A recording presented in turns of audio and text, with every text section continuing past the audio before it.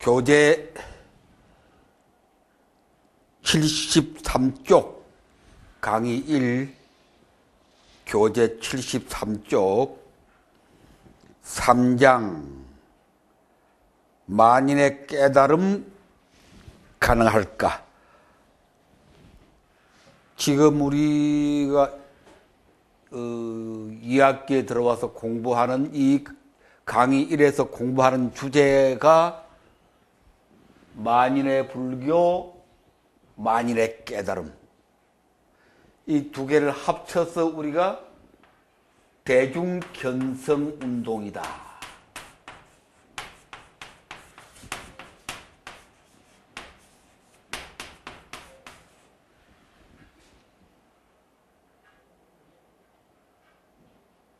우리가 여러 번 아주 강조했지만 우리 시대 불교가 그냥 구태의연하게 그래서 그냥 목탕이나 치고 뭐 신도 오면 제일 뭐 불공이나 하고 이런 식의 기본적인 어떤 신행 활동도 물론 필요하지만 그런 구태의연한 불교에 머물러서는 도저히 안 된다. 살아날 길이 없다. 기독교나 천주교는 온갖 머리를 다 써가지고 참 최첨단 어떤 능력을 동원해가지고 앞으로 달려가는데 우리 불교는 그냥 아무 생각 없이 그냥 내려오는 그대로 구태의연하게 그냥 목탁치고 그냥 제일 불공이나 올리고 이런 식으로 해가지고는 이게 도저히 경쟁이 안 된다.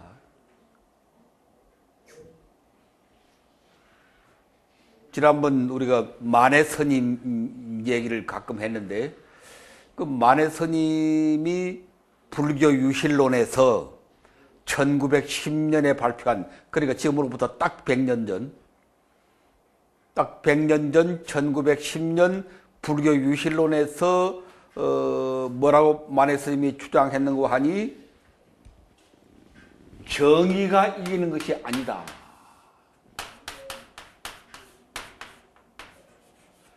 정의가 승리하는 게 아니다.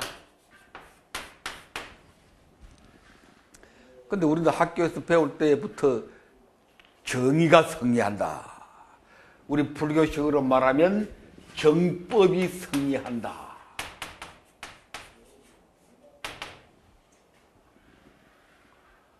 또는 정법은 불멸이다.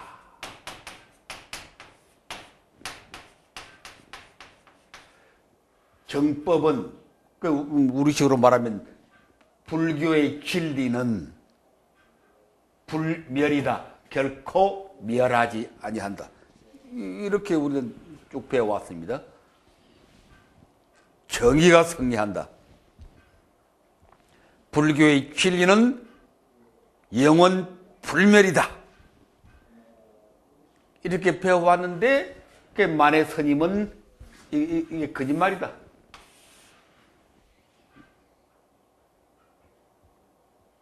정의가 승리한 게 아니고 정법이 불멸이 아니다. 그럼 뭐가 승리하냐? 그 만해 스님 말씀에 의하면 힘이 승리한다.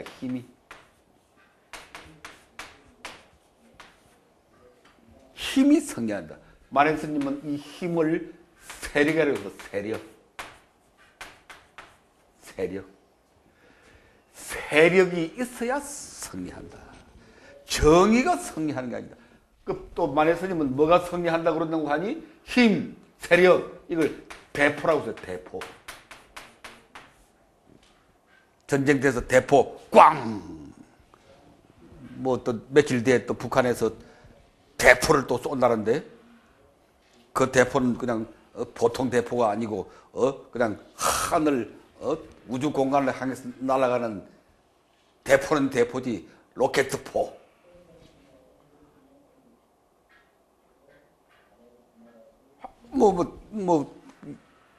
지상에서 쏘는 야포든지 하늘을 나르는 뭐 로켓포든지 대포는 대포니까.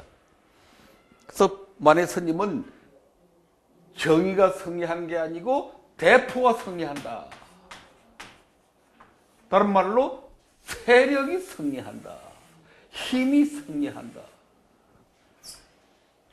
불교의 진리가 불멸이 아니다. 불교가 힘이 없으면, 세력이 없으면 망하고 만다.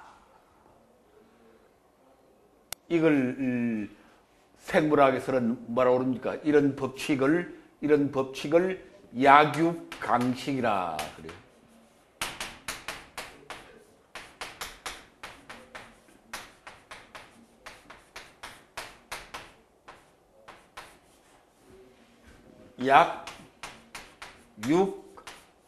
약육강시.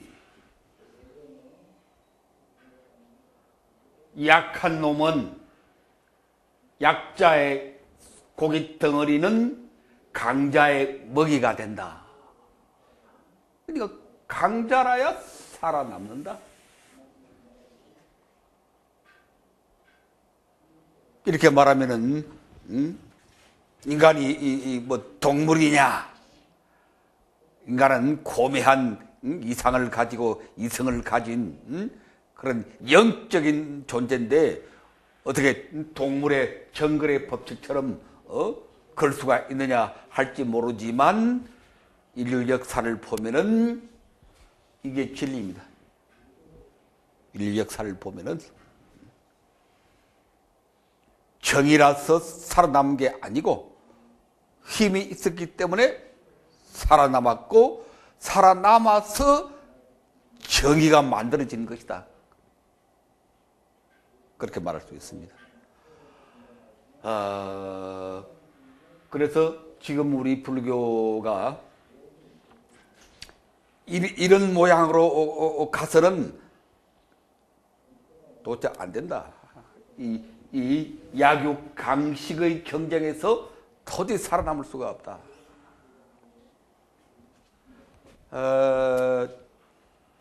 탤런트 가운데 지금 현역으로 활동하고 있는 탤런트 가운데 김나운이라고 하는 여자 탤런트가 있어요. 여러분 이런 썩 1급 조연급은 아니기 때문에 잘 모를지 모르는데 그러나 조연급으로서는 아주 잘 나가는 여러 드라마에 많이 나오는 김나운이라고 하는 한 50대 초반의 그런 여자 탤런트가 있는데 김나운 이 양반은 뭐 불자 탤런트로 알려져 있었고 뭐 몇 년 전에는 불교 신문 같은 데서 불자 탤런트라고 뭐 크게 소개를 하고 그랬어요. 그 나도 이제 불자 탤런트라고 믿고 사람 차별하는 건 아니지만 그래도 이 어려운 세상에 불교를 믿는 탤런트라고 그러니까 이제 드라마에 나오면 그래도 친근감을 가지고 이렇게 좋게 보고 했는데 어젠가 그 KBS 일요일 아침인가 그 농촌 드라마가 있어요. 산 너머 남촌에는 유일한 농촌 드라마가 있는데 그게 일요일 오전인가 하던데 그 근데 우연히 그걸 틀어보니까 그 김나운이라는 그 탤런트가 역시 그 산 너머 남촌이라고 하는 그 드라마에 고정 배역으로 나오는데 여기 보니까 십자가를 달고 있어. 성당 십자가더만.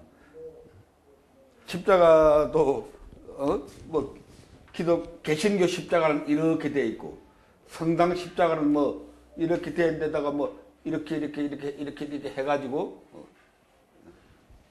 이렇게 돼 있잖아요.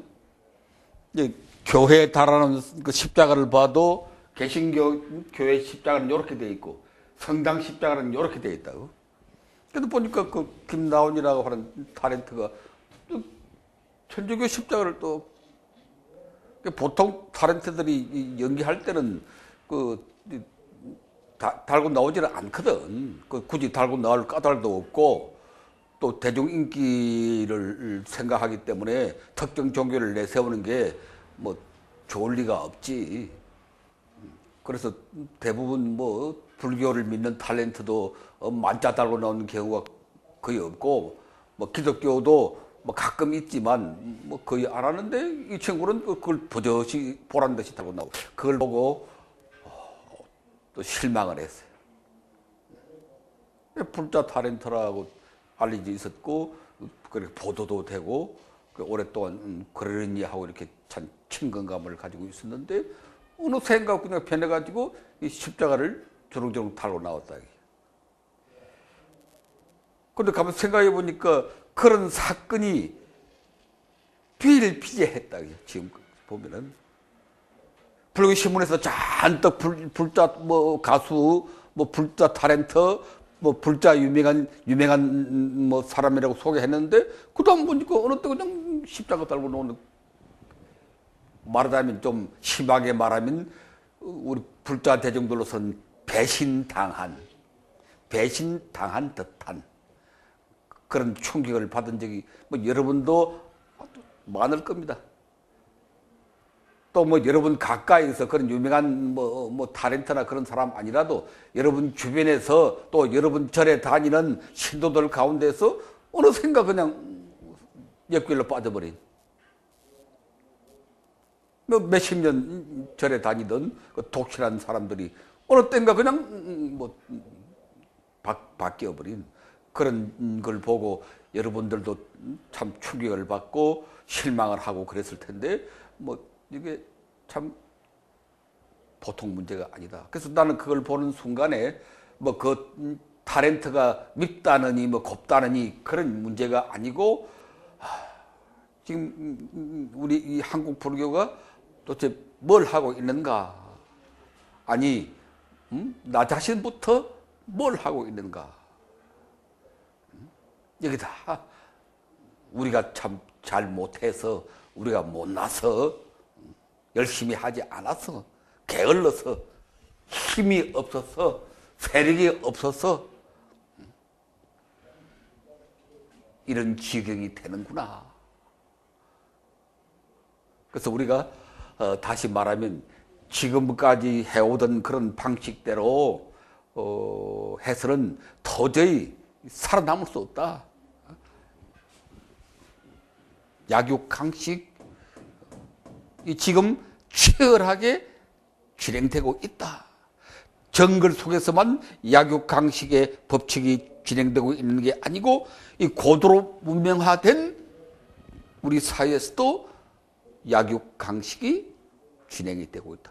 여러 가지 측면에서 부자와 빈자, 강자와 약자, 지배자와 피지배자, 대기업과 중소기업, 고용주와 노동자, 정규직과 비정규직, 이런 모든 차원에서 강자와 약자의 무한 경쟁은, 뭐 경쟁이 아니고 무한 투쟁은, 이것은 인류가 존재하는 한, 생물이 존재하는 한 어쩔 수가 없다. 아무리 공동체를 떠들어 쌓고, 아무리 평안이 사랑이 자비니 떠들어 쌓아도 이 법칙은 무섭게 진행되고 있다.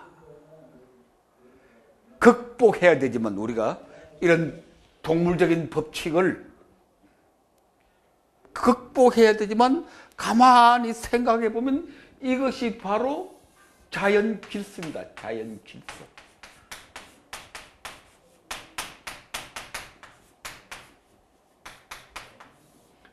자연의 생명의 질서이다.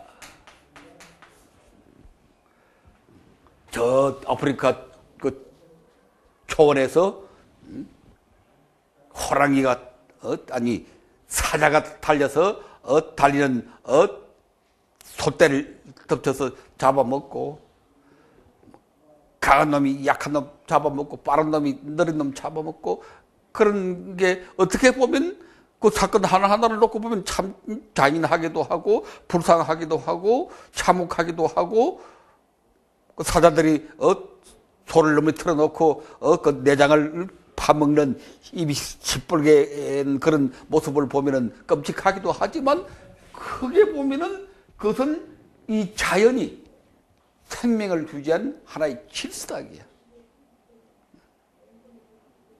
그렇게 해서 자연은 순환하고 있다.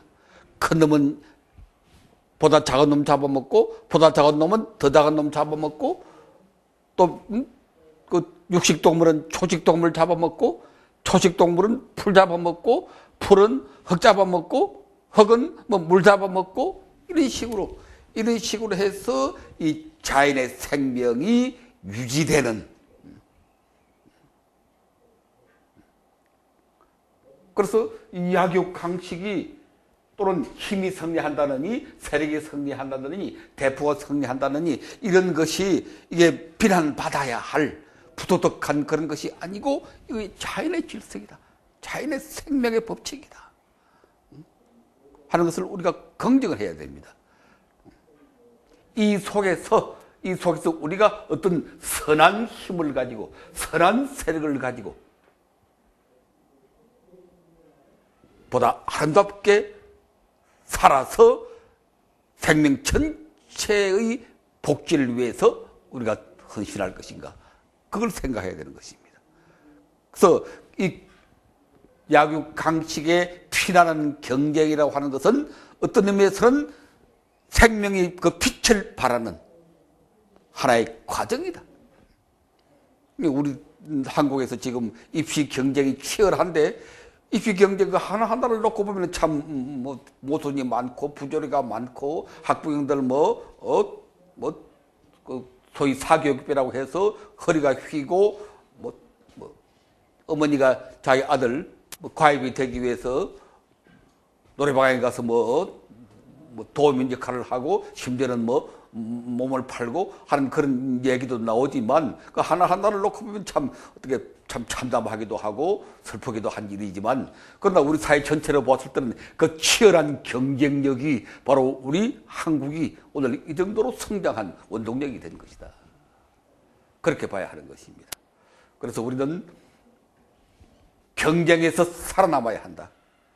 경쟁은 우리가 아무리 원하지 않고 아무리 평화를 주장해도 이 지구가 존재하는 한, 이 지구 위에 생물이 존재하는 한, 그건 어쩔 수 없는 자연의 질서이기 때문에 여기서 우리가 선한 힘으로 살아남는 것을 생각해야지, 괜히 평화니 이렇게 주장해서 그렇다고 우리가 폭력적인 힘을 가지고 대포로서 승리하자, 그런 것은 아니고, 아까 말한 것은 선한 힘을 가지고 선한 세력으로서 승리해야 된다. 그렇게 하기 위해서는 우리가 노심초사하고 뚜렷한 목표를 가지고 우리가 새로운 불교 운동을 전개해 가야 하는데, 그 새로운 불교 운동이 바로 대중견성 운동이다. 이걸 여러분 머릿속에 아주 새겨야 합니다.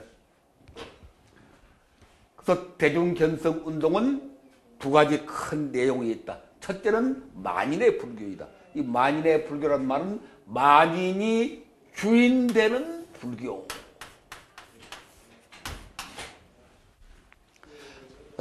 이 얘기는 이미 우리가 지난 장에서 봤습니다. 만인이 주인되는 불교. 그래서 우리가 봤고, 이제 지금 이 시간에 우리가 다루어야 할 주제는, 만인이 주인된다는 말은 만인이 깨달을 수 있다라고 하는 것을 전제로 하는 것입니다. 주인된다고 그러니까 지배자가 된다, 그런 얘기가 아니고, 만인이 깨달을 수 있다. 깨달음을 통해서 당당하게 불교의 주인이 될 수 있다. 그런 것을 말하는 것입니다.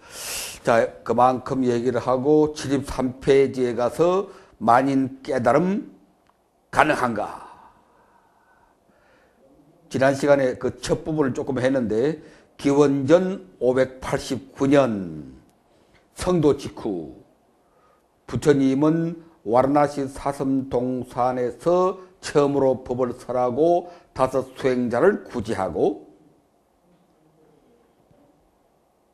그 다음 이제 5명이 60명으로 늘어나고 그 60명의 대중들을 향해서 전법하러 떠나가라. 전도 선언을 하시고 부처님 자신도 그 선언에 따라서 자기가 고행했던 우르웰라로 다시 돌아갑니다. 그 우르웰라라고 하는 것이 부처님이 6년 동안 고행했던 땅입니다. 우르웰라.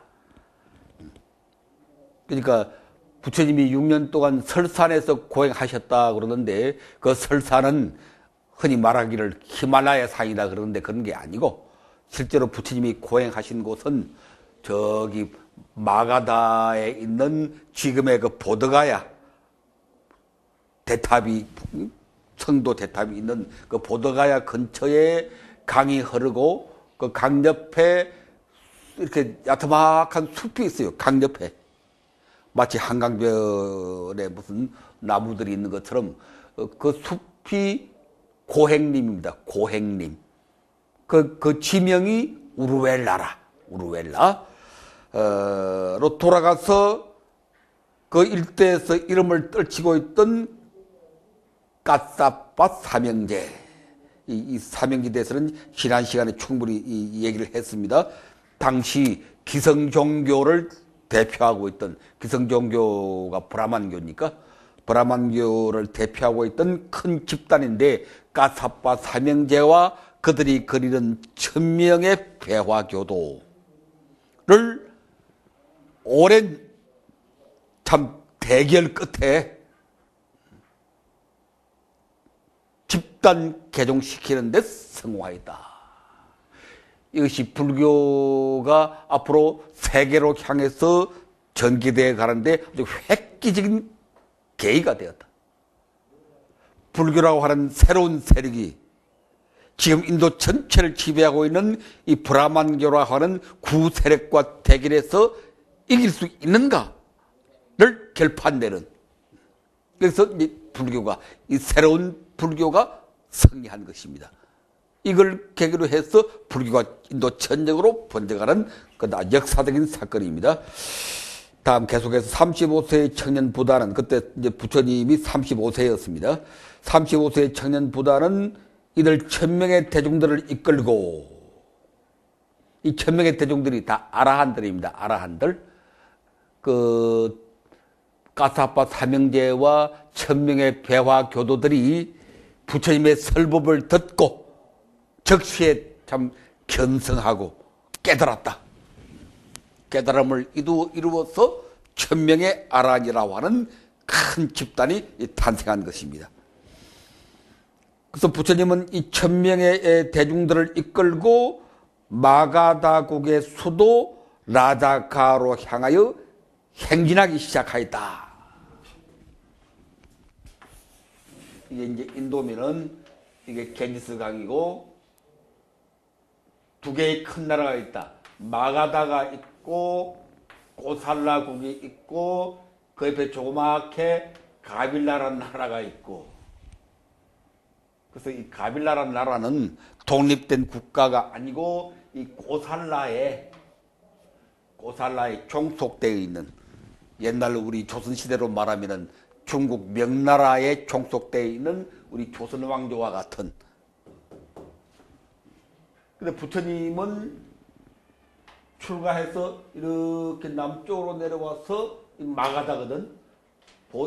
마가다의 와라나시에서, 아니, 우르웰라에서 고행하시고, 지금 보드가야 성도하시고, 그 다음 와라나시에 와서 5 수행자들을 대상으로 처음으로 법을 설하시고, 다시 우르웰라로 돌아가서 이 우르웰라에서 까시아파 사명제와 1000명의 대중들을 집단 개종시키고, 이 1000명의 대중들을 이끌고 마가다의 서울인 라자가하로, 라자가하,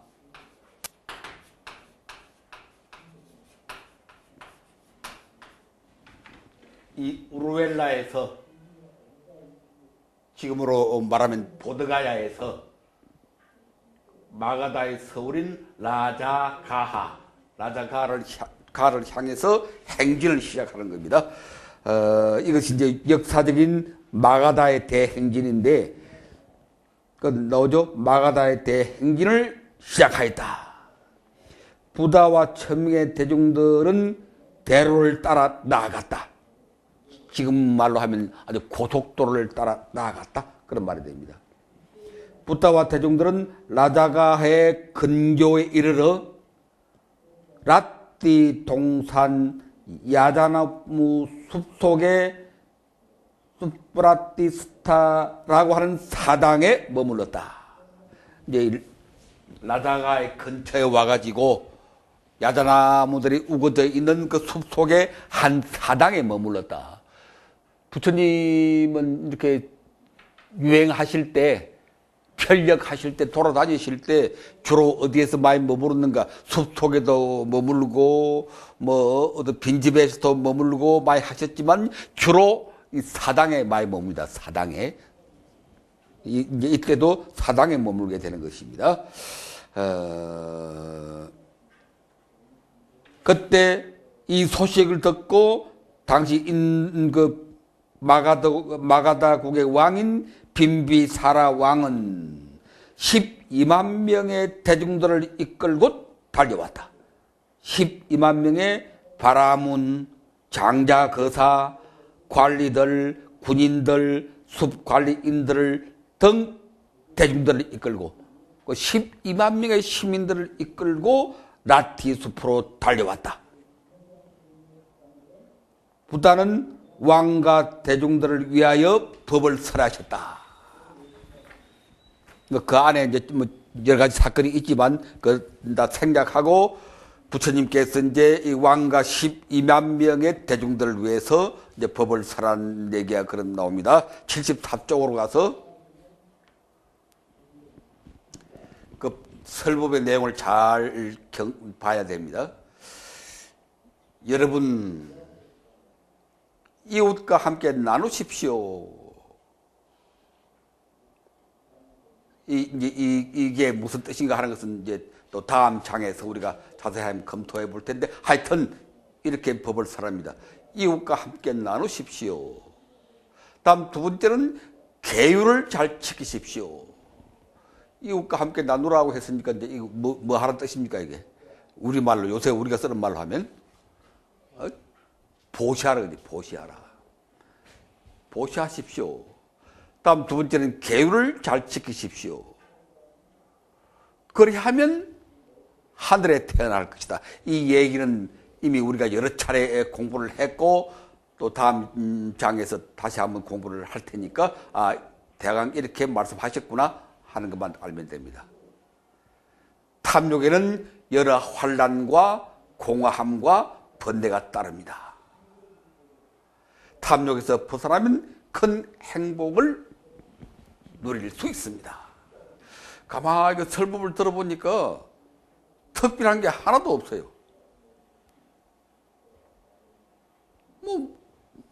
좀 심하게 말하면 뻔한 얘기야, 뻔한 얘기. 뻔한 얘기라. 누가 그걸 몰라. 남한테 잘 나누고, 청정하게 계율을 지키고, 그러면 하늘에 태어나고, 탐욕을 벗어나서 해탈하게 된다. 큰 행복을 누리게 된다. 그러니까 부처님이라고 해서 대단한 특별한 무슨 법을 설할 줄 알았는데 조금도 특별할 것이 없는 나라도 얼마든지 이렇게 말할 수 있고 여러 스님들이나 보살님들 여러분들도 얼마든지 이렇게 얘기할 수 있는 그런 설법을 하셨다. 이것도 우리가 크게 깨달아야 됩니다. 여기에서 크게 깨달아야 돼. 요새 큰 스님 설법한다.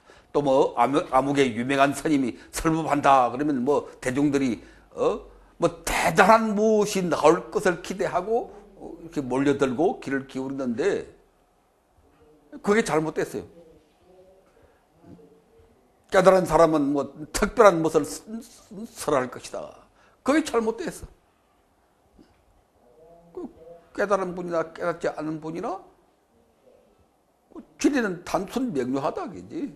누구든지 다 이해할 수 있고 나도 설할 수 있는 그런 법을 설하는 것이지 뭐 아주 그냥 듣지 보지도 못했던 기상천외한 뭐 한번 들으면 깜짝 놀랄 뭐 그런 설법하면 잘한다고 박수치고 와 그러는데 어떻게 보면 그건 허영입니다. 허영. 그런 허영을 쫓아서는 안 됩니다. 다음으로 부다는 왕과 대중들에게 모든 가르침 가운데서 가장 훌륭한 담마인 고집멸도. 고집멸도가 뭡니까? 사성제지, 사성제를 설했다.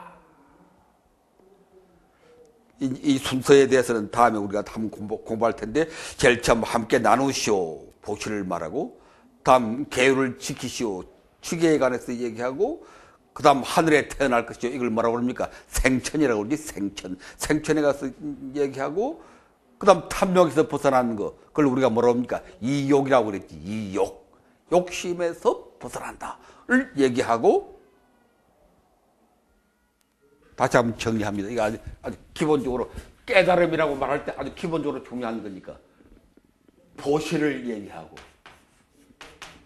다음 두 번째 뭐라고 그랬어요? 취계를 얘기하고, 그러면 생천이고, 그러면 이욕이다.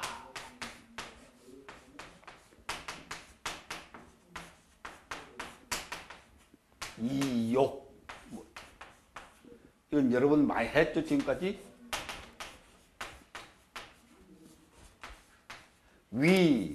라가. 라가라는 게 탐욕이거든. 라가. 위라가. 이제 위라는 말은 여기서는 이제 벗어난다. 떠나간다. 또는 탐욕을 떠나간다. 그렇게 말하는 것보다는 탐욕이 지난번에 뭐라고요? 사그러든다.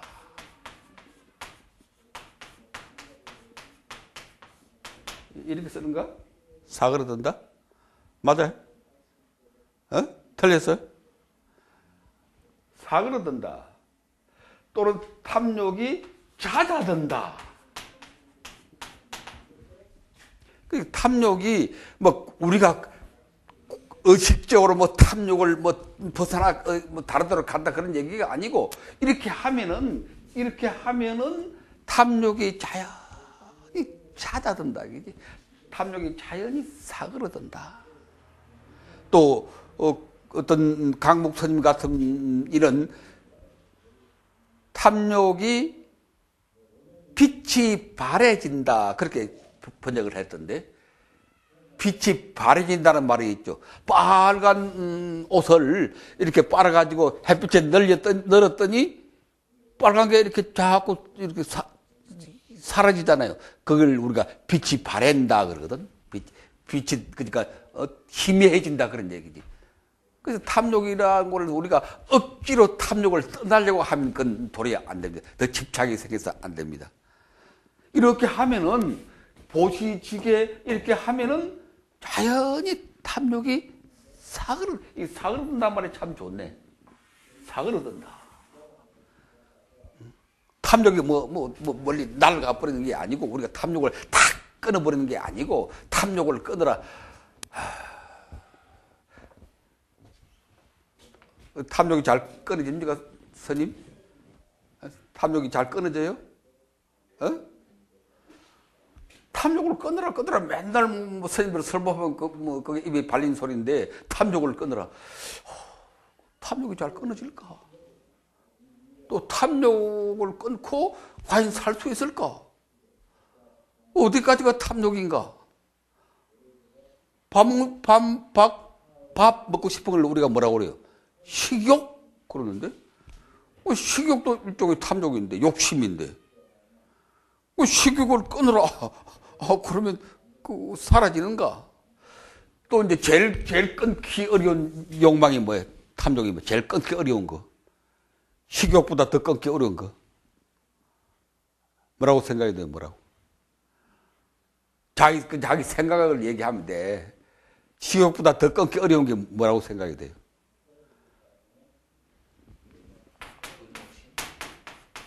성욕이라, 성욕. 밥은 굶으면 굶었지, 이 성욕은 끊기가 극히 어려운 겁니다, 이게. 뭐 무슨 욕 해도 이 성욕만큼 더 강하고 끈질긴 게 있을까? 그런데 이제 우리 불교에서는 이 성욕을 아주 부정적으로 생각하라고. 그렇지? 큰 욕심을 끊어야 한다. 음욕을 끊어야 한다. 뭐 특히 이제 비구니들은 일체의 어떤 음욕을 끊어야 한다. 내가 가만히 생각해 보니까 사람이 성욕을 끊고 살 수 있을까? 어떻게 생각해요? 그렇게 살 수 있어요? 에? 안 돼? 그러면 또 수행자는 뭐냐? 이런 말이 나올 법도 한데, 그래서 뭐 딱 100% 잘라서 말하기는 어렵지만, 이 성욕을 끊는, 이 성욕이라고 하는 게 과연 이게 나쁜 건가, 이게? 간단한 문제가 아니에요.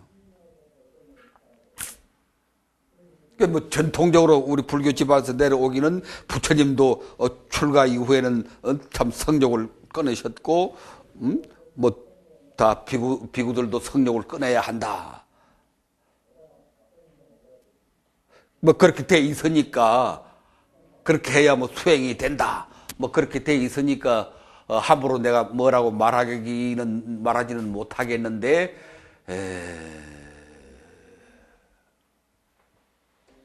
그래서 뭐 요새 뭐 조계종 쪽에서는 자기들은 비구니라서 혼인하지 않으니까, 대처하지 않으니까 자기들이 청정한 수행자다, 잘났다. 그런데 그게 과연 그런가? 하여튼 이건 단순한 문제가 아닙니다. 막 그 문제는 좀 더 깊이 생각해 보도록 하고, 그러나 이제 만일 이제 성욕을 끊어라, 삿된 음행을 하지 마라 라고 했을 때는 어떻게 보면은 여기서 말하는 욕심은 좀 과도한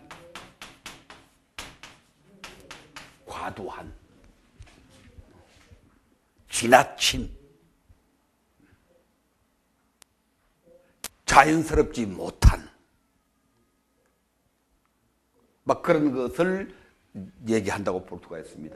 그래서 욕구, 욕망 그 자체를 우리가 부정하는 것은 안 되는 일이고, 아까도 말한 것처럼 식욕이 있어야 사람 살아가는데 모든 욕망을 부정적으로 봐버리면 그냥 굶어 죽어야 된다는 얘기니까 그것은 안 되는 소리고, 그래서 그 욕망이라고 하는, 욕구라고 하는 것은 우리가 자연스러운 생명을 유지하는데 기본적으로 필요한 동기이기 때문에 그것을 부정하는 것은 아니고, 부처님께서 또는 우리 불교에서 끊어라, 버려라, 벗어나라 라고 하는 그 욕심은 여기서 말한 바와 같이 과도한, 지나친, 또는 남을 해치는, 타인을 해치는,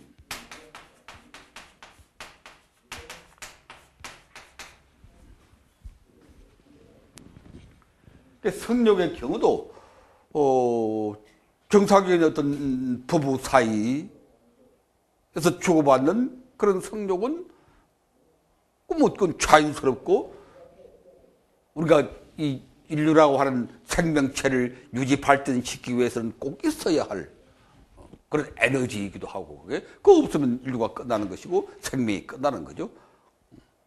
이 우주의 모든 생명들이 이 지구촌의 모든 생명들이 다 암컷 수컷이 서로 이렇게 나누어져서 서로 사랑을 하고 새끼를 낳고 그렇게 해서 이 지구촌이 유지가 되고 생명이 번창하고 이렇게 되는 것인데 그것을 우리가 부정하고 극단적인 어떤 금욕주의 이것은 불교는 아니다. 그건 아니고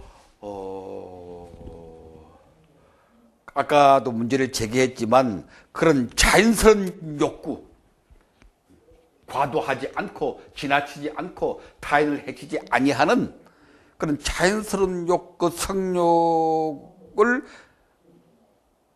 끊는 문제 이것은 우리가 깊이 좀 고민을 해봐야 돼요.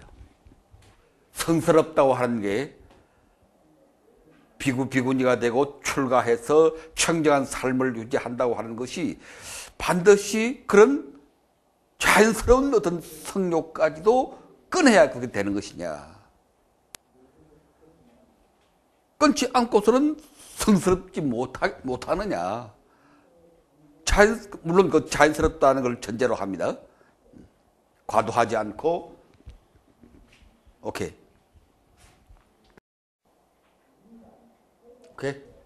예. 그래서 이 위라가 욕심을 끊는다. 욕심을 떠난다. 한 문제를 너무 그냥 단조롭게 단순하게 생각해가지고 일체의 욕망을 끊어야 뭐 해탈한다느니 이런 것은 우리가 진지하게 고민을 해봐야 된다는 것을 전제로 하고 여기서 말하는 이 욕은 뭐 욕심을 완전히 끊어버린다든지 뭐 그런 것이라기보다는 과도하고 지나치고 또 타인을 해치고 이 세상의 일반적인 윤리의 범주를 넘어서는 그러한 욕망, 욕구가 자연스럽게 잦아든다. 뭐 그렇게 해석하면 좋겠습니다. 이런 과정을 거쳐서 다시 74페이지로 돌아와서 이렇게 욕심이 잦아들었을 때 그런 상태가 되었을 때 부처님께서 뭘 했다고 그럽니까? 사제 8정도를 설했다.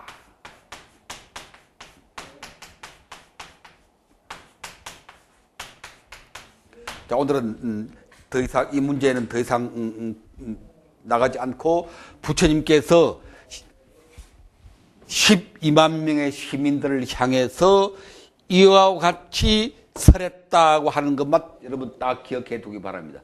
이것은 이제 다음 장에서 우리가 한번 본격적으로 이 깨달음의 그 방법에 관해서 얘기할 때 다시 한번 얘기를 할 테니까 부처님께서 라다가에 오셔서 빈비사라왕과 12만 명의 일반 대중들을 모아놓고 이와 같은 순서로 법을 설하셨다.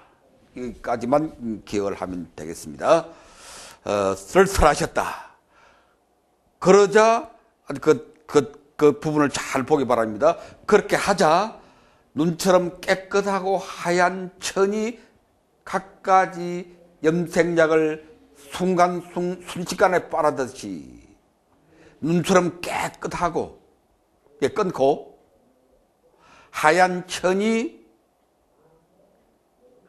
붉은 염색약에다 넣으니까 붉은 물감에다 넣으니까 그 하얀 천이 순식간에 그 염색약을 빨아들었듯이 빈비사라왕과 12만 명의 브라만과 거사들 시민들이 바로 그 자리에서 생이란 것은 무엇이건 반드시 소멸한다라고 깨달아 더러움을 떠나 깨끗한 탐마의 눈이 생겼다. 아주 여기가 아주 역사적으로 중요한 대목입니다. 아주 여기가. 그러니까 그걸 요약해 보면 이렇죠. 결천보시를 말하고 널리 베풀어라, 섬겨라. 오계를 지키면서 깨끗하게 살아라. 그러면 천상의 삶을 누릴 것이고 그렇게 되면은 지나치고 거칠고 남을 해치는 그런 투박한 욕심들이 조용히 사그러질 것이다. 그 다음에 이 사제팔정도를 설했다고 그랬는데 이 말은 이 사제팔정도를 통찰한다는 것입니다. 이렇게 거친 욕심이 잦아든 사그라든 그런 말하자면 그런 상태를 뭐라고 할까요? 깨끗한 마음이라고 할까요?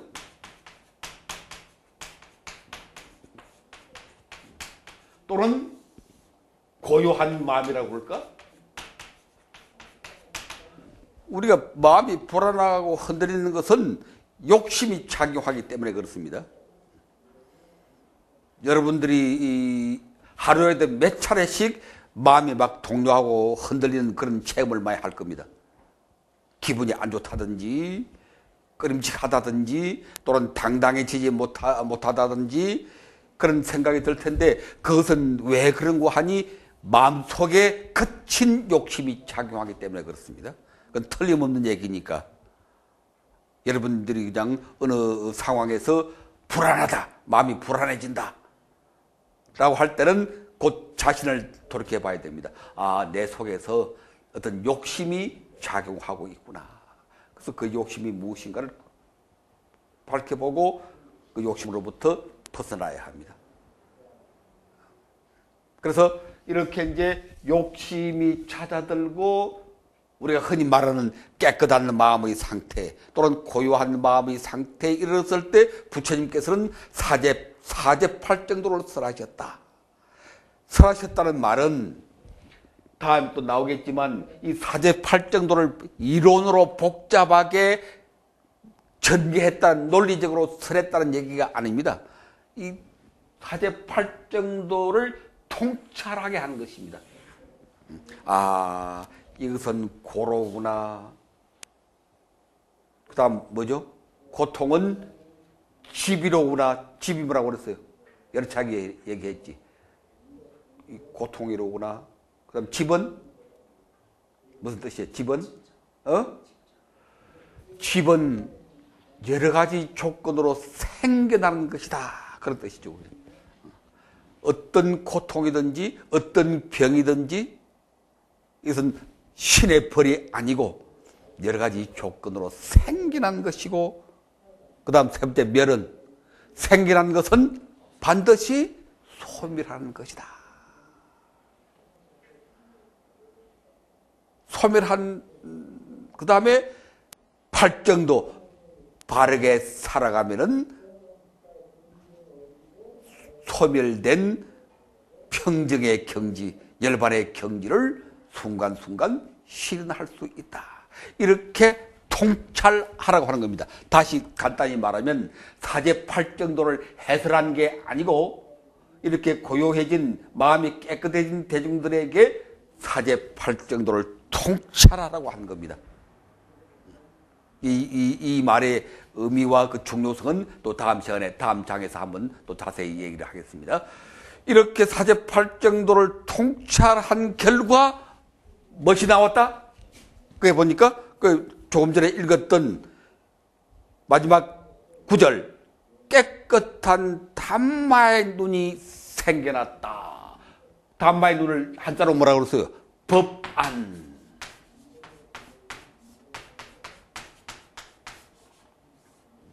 법안이 생겨났다. 아, 이거 보고 그냥 좀 생각이 빠른 분들은 이걸 탁 보고 그냥 춤을 춰야 돼. 법안이 생겨났다는 게 무슨 말이에요, 이게? 이게 깨달았다는 얘기거든.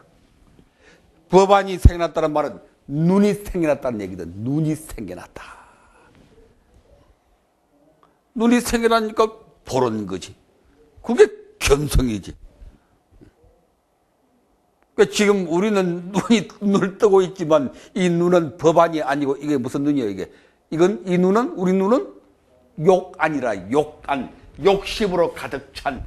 지금 우리 눈은 욕 아니라 뜨긴 떴는데 욕심이 어리에 가득 찬 눈이라. 그러니까 보긴 보는데 이런 대로 보도 못하지. 헛것을 보고 헛된 짓을 우리가 하는 거지. 그런데 이런 과정을 통해서 욕심이 잦아들고 잦아든 상태에서 고집밀도를 다 통찰함으로써 요간이 법안으로 싹 바뀐다. 법의 눈이 열린다. 이것을 경전에서는 눈이 생겨났다 그렇게 표현해요. 눈이 생겨났다. 그건 곧 깨달았다 그런 뜻입니다. 12만 명의 시민들이 바로 그 자리에서 깨달았다 그런 얘기라. 자, 왕과 12만 명의 대중들은 그 자리에서 더러움을 벗어나 깨끗한 담마의 눈을 떴다. 담마의 눈, 그 앞에서는 뭐라고 그랬습니까?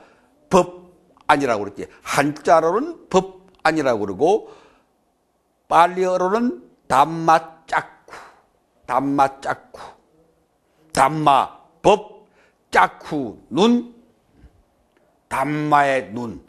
그러니까 한자로 번역하니까 법안. 그러니까 우리가 깨달았다는 것은 무슨 말이고 하니? 무슨 말이에요? 뭐가 생겼다? 법안이 생겼다 그 말이에요. 깨달았다는 것은 눈이 생겼다 그런 얘기인데 그 눈이 무슨 눈이고 하니? 뭐 물질적인 생물학적인 이 눈이 생겼다. 이거는 뭐 엄마 뱃속에서 나올 때 생겼으니까 이게 생겼다는 얘기가 아니고 이 육안이 욕안이 욕심으로 가득 찬 이 눈이 깨끗하게 소멸되고 법의 눈이 생겨났다 그런 뜻입니다. 그게. 근데 이 법의 눈이 생기면 어떻게 보느냐? 눈이 생겨났으니까 볼 것 아닌가? 그렇죠? 보는 게 깨달음인데 뭘 보느냐? 뭘 보느냐? 뭘 보느냐? 법의 눈이 생겨나서 보니까 뭐냐? 아뢰어라 했을 때 이제 그 답이 나옵니다. 곧 무엇이든 생겨난 것은 반드시 소멸한 법이라고 깨달아 알게 된다. 이것을 여러분들이 이 자리에서 통찰해야 됩니다. 앞으로 뭐 진도 나가기를 생각하지 말고 여러분 지금 딱 앉아서 아까 고집멸 할 때 이미 얘기를 했어요. 이것은 고통이구나. 이 고통은 여러 가지 조건이 모여서 생겨난 것이구나. 하늘의 뜻도 사주팔자도 우연도 아니다. 조건이 모여서 생겨난 것이다. 이게 그냥 천지개벽과 같은 깨달음입니다. 이게 우리의 고통은 여러 가지 조건들이 모여서 생겨난 것이다 라고 이렇게 통찰하는 것이 천지개벽하는 일과 같이 큰 일이라. 그런데 지금 우리들은 어떻게 많이 생각하고 있는 거니? 지금 우리가 받는 이 고통, 이 불행, 이 장애, 이것은 신의 불을 받아서 꼭 그런 사람들이 수없이 많잖아. 기독교인들, 천주교 다니는 사람들. 우리나라 지금 한참 힘세고 날 때는 그 사람들은 다 그렇게 생각한다. 이건 신의 뜻이다. 나의 불행과 행복은 오로지 신의 뜻에 달렸다. 이렇게 생각한단 말이야. 이제 신에게 매달려서 구원을 청하는 건데 대부분의 사람들이 이제 이때도 부처님 당시에도 다 그렇게 생각을 했거든. 브라마라고 하는 절대자가 나에게 벌을 주는 것이고 또는 은혜를 베푸는 것이다. 그래서 그 브라마 신의 구원을 받기 위해서 제사를 열심히 지내야 한다. 그게 브라만교거든. 그게 지금 기독교하고 똑같아요, 사고방식이. 그때 인도 사람들 100%가 다 그렇게 생각하고 있었어. 신의 뜻이다. 그랬는데 이 부처님께서는 그게 아니고 이 고통은 여러 가지 조건이 모여서 생기란 것이다 그랬잖아. 생기란 것이다. 그렇게 통찰하는 것이니까 이것은 천지개벽하는 것이다. 천지개벽하는 것이다. 지금 우리는 불교를 그동안 열심히 해왔으니까 이런 얘기가 매우 자연스럽게 들려요. 그건 연기에 의해서 또는 인과의 법칙에 의해서 생겨난 것이다. 이건 다 자연스럽게 알아듣는데 지금 기독교인들, 여러분 옆에 있는 기독교인들 많잖아. 기독교인들한테 한번 물어보라고. 그 사람들도 이렇게 생각하고 있는가? 우리가 인간이 당하는 행복과 불행과 고통과 장애, 이것이 무엇 때문에 생기는가 물어보라고. 그러면 그것은 그 사람들은 절대적으로 하나님의 뜻이라고 그래. 신의 뜻이라고 그래. 고통도 행복도 오로지 신의 뜻입니다. 더 나아가면 그 고통까지도 감사합니다. 주여 감사합니다. 뭐 그러잖아. 그러니까 우리들 불교하는 사람들하고는 옆에 있는 우리 친구들조차도 생각이 지금 너무너무 달라 있어. 달라 있어. 그 사람들에게 그게 아니다. 그대의 고통과 그대의 장애, 그대의 실패는 신의 뜻이나 무엇이 아니고 여러 가지 조건들이 모여서 그 조건의 작용으로 그렇게 생겨난 것이다. 그렇게 얘기해보라고. 그렇게 믿는가 안 믿는가? 안 믿어. 머리로는 이해할지 몰라도 그들의 어떤 세뇌가 되어 있기 때문에 가슴으로 받아들이지 못한다. 가슴으로. 이렇게 지금 우리 불교하는 사람들과 기독교 하는 사람들의 사고방식은 큰 간격이 있는 것입니다. 참 건널 수 없는 큰 간격이 있는 것이다. 자, 그런 상태에서 생겨난 것은, 생겨났다는 말은 무슨 말인가 하니? 무슨 말이? 생겨났다는 말은 반드시 소멸하는 것이다. 참 천지개벽이라. 천지개벽. 이 단순한 얘기가 아닙니다. 고통이다. 그건 다 알아. 근데 이 고통은 여러 가지 조건으로 생겨난 것이다. 그렇게 생각하는 거, 생겨난 것은 반드시 소멸한 것이다라고 보는 거. 그게 바로 법안으로 보는 것이다. 눈 떠서 보는 것은 바로 그렇게 보는 것이다. 견성해라, 견성해라. 자기를 바라보시오. 자성을 보시오. 뭐 보라 그런 말 많이 들었는데 그거 뭘 보라는 뜻이냐, 어떻게 보라는 말이냐, 그건 애매모호하거든. 근데 여기는 분명히 나와 있어. 생겨난 것은 반드시 소멸한 것이다라고 보는 것이다. 그것이 깨달음이다. 그것이 견성이다. 참 대법문, 대설법. 곧 무엇이건 생겨난 것은 반드시 소멸한 법이라고 깨달았다. 그러자 1만 명의 대중들은 우리는 부처님의 제자가 되겠다라고 이렇게 선언하였다. 빈비사라 왕은 그 자리에서 단마를 보고, 단마를 얻고, 단마를 잘 이해하고 단마 속으로 빠져들었다. 의심에서 벗어났고 망스러움을 제거했고 두려움이 사라졌고 서성의 단마 위에 부처님의 가르침 외에는 어떤 것이 필요 없는 그런 평온한 경지로 나아가게 되었다. 이것이 바로 깨달음의 경지로 나아갔다는 것을 말하는 서술입니다. 이 서술이. 그러자 빈비사라 왕은 그 12만 명의 대중들과 함께 부처님 앞에 나아가서 이렇게 맹세하였습니다. 거룩하시라 세존이시여, 거룩하시라 세존이시여. 거기 나오는 문장이 뭡니까 그게? 그게 초기 불교도들의 삼기입니다. 삼기. 그게 삼기의 원형이라. 삼귀의 원형.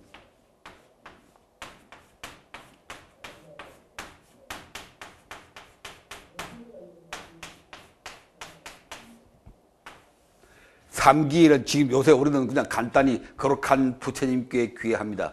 거룩한 가르침에 귀합니다. 거룩한 스님들께라고 번역을 하는데 그건 잘못됐고 거룩한 성인들께 귀합니다. 그렇게 해야 맞는 겁니다. 간단히 그렇게 하는데 부처님 당시에 삼기는 어떻게 했느냐, 어떻게 고백했느냐. 삼기는 고백하는 거니까 부처님 앞에서 이와 같이 고백하였다. 이것이 삼기의 원형이다. 우리도 절에서 스님들이나 법사님들 법회할 때 이 삼기 원형대로 하십시오. 원형대로. 그냥 약식으로 거룩한 이렇게 하니까 이게 감흥이 안 나. 그러지 말고 이 삼기 원형대로 대중들 같이 한번 목소리를 모아서 봉독을 한다기야. 거룩하시라 세존이시여, 거룩하소서 세존이시여. 마치 넘어진 자를 일으켜 세우듯이, 덮인 것을 열어 보이듯이, 눈 어두운 이에게 길을 가르쳐 주듯이, 어둠 속에 등불을 밝히고 눈 있는 자는 보라고 하듯이, 이렇게 세존께서는 진리를 단말을 드러내 보이셨습니다. 이렇게 부처님 다 찬탄을 하고, 왜 우리가 부처님께 귀하느냐? 이유가 있어야 될 것 아닌가? 다짜고짜로 뭐 거룩한 부처님께 귀합니다 그러니까 뭐 왜 귀하는지 아무 이유가 없어. 그거 잘못됐습니다. 그거 고쳐야 돼요. 근데 여기 탁 나오잖아요. 왜 우리가 부처님께 귀하는가? 설명에 탁 나오잖아요. 넘어진 자를 일으켜 세우듯이 지금 우리가 넘어져서 허덕이고 있는데 탁 부처님이 우리를 손잡아 이렇게 세우신다. 덮인 것을 열어 보이듯이 지금 우리가 다 번뇌 가려서 덮여서 숨 막히고 보지 못하고 있는데 그걸 열어 보인다. 다음 세 번째, 눈 어두운 이에게 길을 가르쳐 주듯이 그 시각 장애자들 헤맬 때 빛을 열어서 길을 보여준다. 어둠 속에 등불을 밝히고 눈 있는 자는 보라고, 눈 있는 자는 모습을 그러지 말고 어둠 속에 등불을 밝히고 눈 있는 자는 보라고 하듯이 우리가 이 삶의 고통 속에 빠져서 지금 허덕이 있지 않습니까? 우리가 지금 어찌할 바를 모르고 가족 간의 갈등, 부부 간의 갈등, 절마다 문제가 없는 절이 없대. 경훈스님, 봉헌사에도 문제가 많지? 지금 많이 해결됐어요, 이제?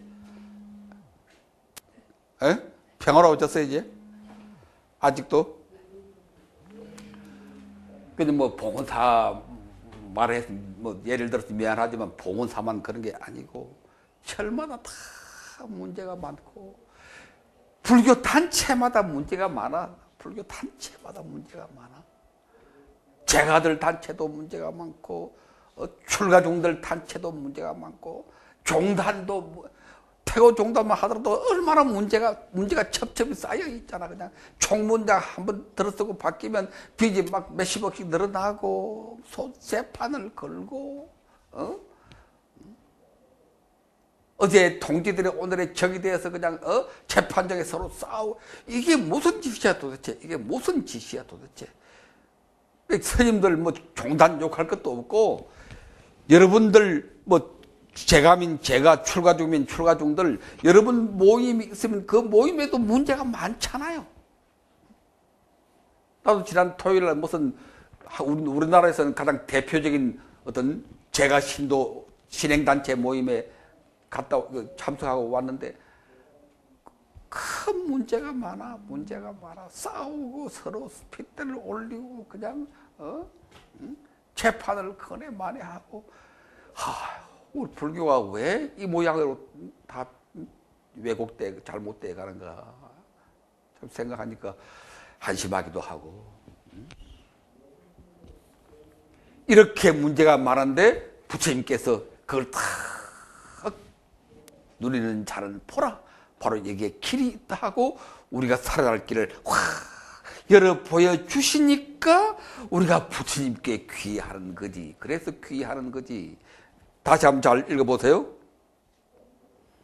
마치 넘어진 자를 일으켜 세우듯이 덮인 것을 열어 보이듯이 눈으로 네게 길을 가르쳐 주듯이 어둠 속에 등불을 들고 와서 누리는 자는 보라고 하듯이 이렇게 부처님께서는 갖가지 방법으로 우리 눈을 뜨게 해 주셨습니다. 진리를 설하여 보이셨습니다.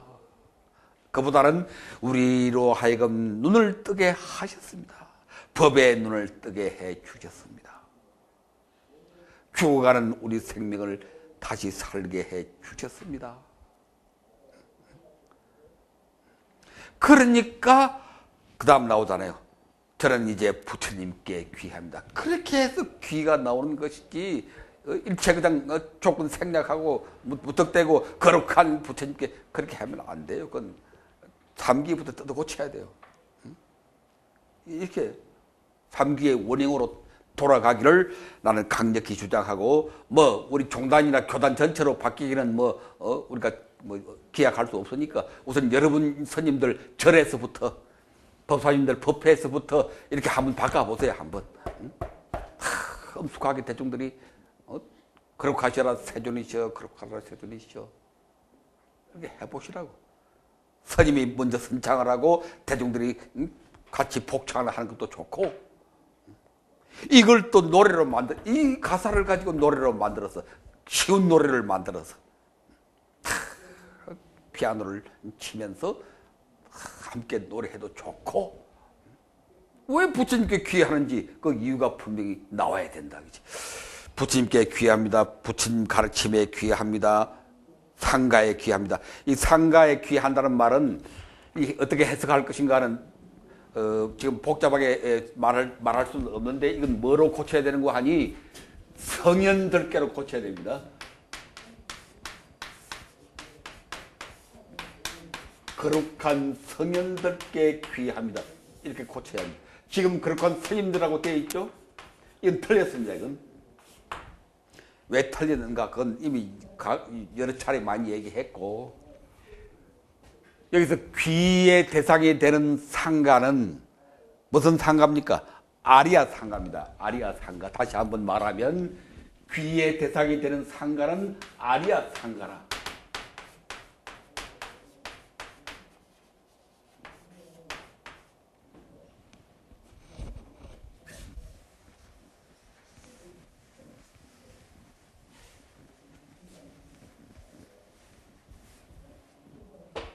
아리아, 성스러운 상가, 상가니까 글자대로 번역하면 성.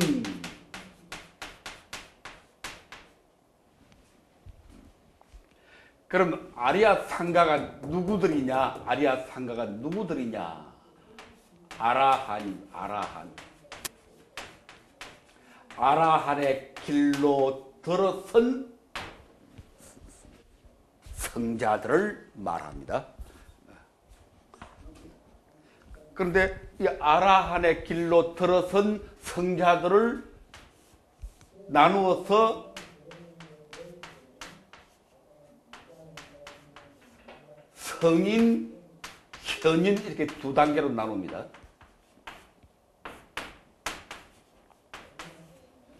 아라한의 길이 몇 갈래입니까? 몇 갈래?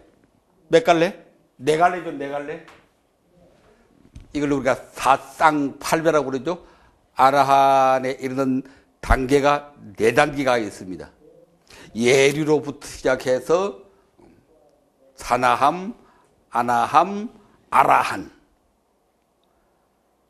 이렇게 해서 네 단계가 있는데 그 네 단계에서 위에 아라한 완성된 경지에 이런 분들을 우리가 성인이라고 부르고 그 밑에 제일 처음 예류에서부터 사다함, 아나함 그 밑에 단계에 있는 그런 분들을 우리가 현인이라고 부르고 이걸 합쳐서 성현이라고 합니다. 그래서 우리가 성가에 귀한다고 할 때 그 성가는 아리아 상가고 한자로 번역하면 성성이고 구체적으로 말하면 성인과 현인 곧 성현들을 말한다. 그렇기 때문에 거룩한 성가에 귀합니다 라고 하든지 아니면 거룩한 성현들에게 귀합니다 이렇게 고치는 게 맞다. 무조건 거룩한 스님들 이것은 근본에 틀린 것이다. 이렇게 말하면 또 스님들의 기분이 좀 안 좋을 분들이 많은데 이것은 기분 좋고 안 좋고의 문제가 아니고 부처님의 법이 원래 그렇게 명백히 정해져 있는 것이기 때문에 우리 마음대로 고칠 수 없는 것입니다. 태존에서 저를 우바세 또는 우바이로 받아들여 주소서. 지금부터 목숨이 다하는 날까지 귀하겠습니다. 그 마지막 또 아주 참 중요한 의미가 있죠. 목숨이 다하는 날까지. 우리가 한 번 삼보에 기하면은 뭐 했다가 얼마 했다가 아까 말했던 김아무개 탈했던처럼 뭐 불교 세력이 약하고 뭐 기독교 세력이 강하고 하니까 천주교 세력이 강하고 하니까 몇십 년 했던 거 딱 집어치우고 교회나 성당으로 달려가는 그런 것이 아니고 한 번 귀하면은 목숨이 다하는 날까지. 아니 대성불교식으로 표현하면은 세세생생 다시 태어나서라도 부처님께 귀하는 것이 참된 귀이다. 그 다음에 날이 밝아 아침이 오자 라자가의 수많은 시민들이 부처님을 한 번만이라도 배웠기 위해서 아침 일찍부터 라띠 동산 야자나무 숲으로 앞다퉈 모여들었다.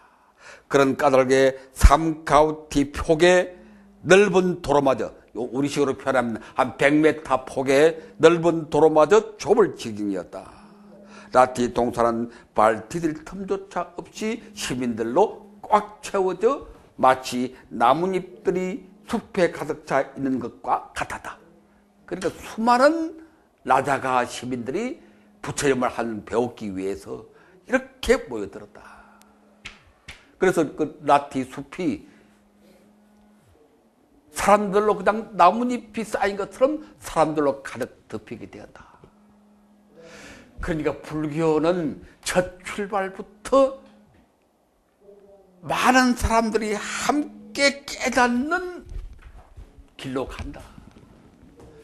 이거 뭐 길게 설명할 것, 여기 봐요, 여기 보니까 12만 명의 시민들이 함께 깨닫잖아, 함께.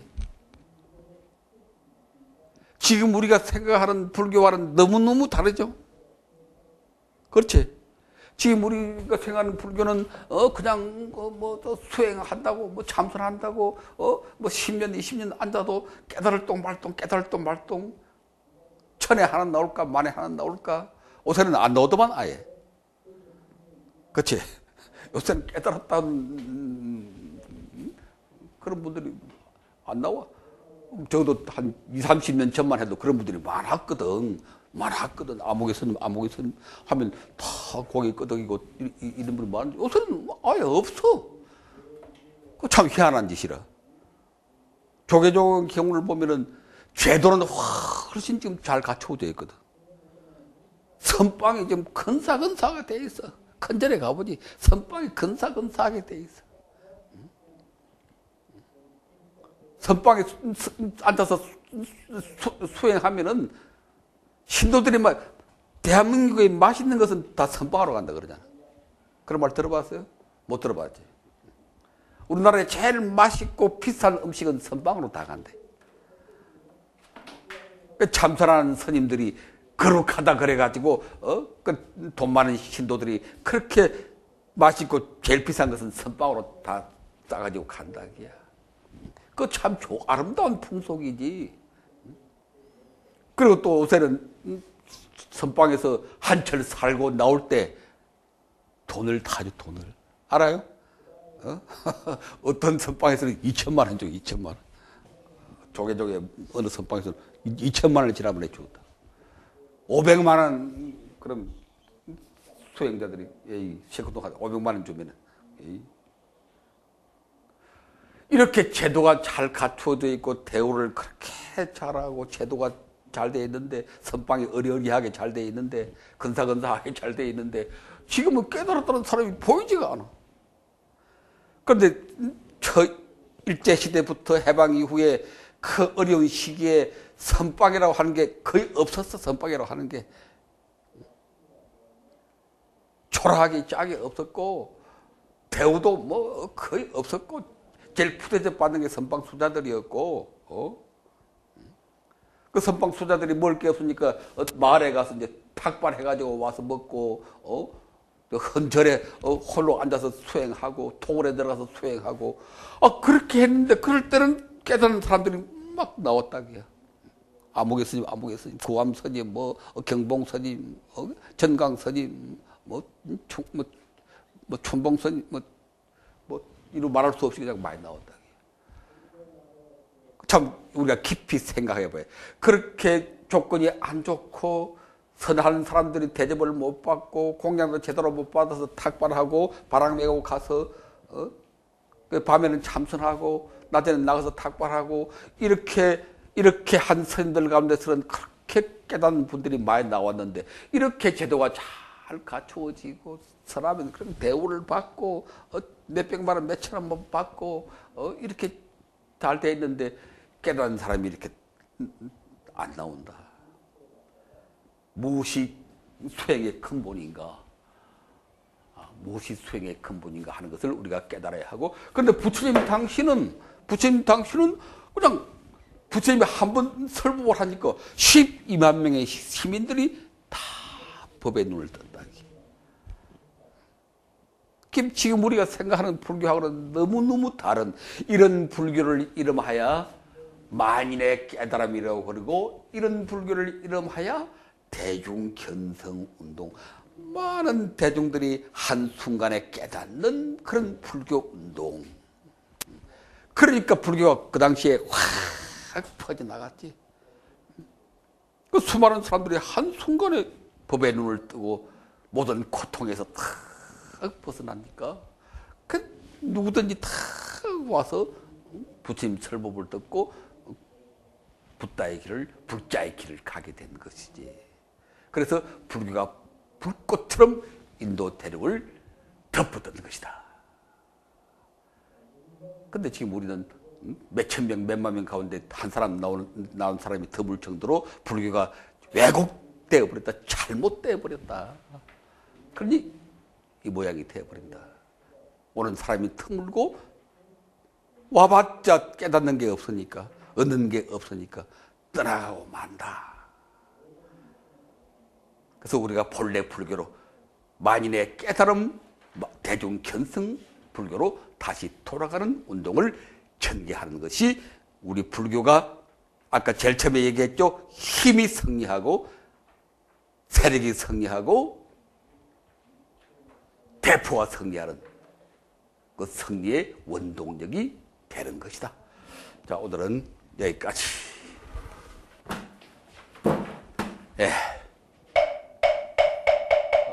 마반야 바람이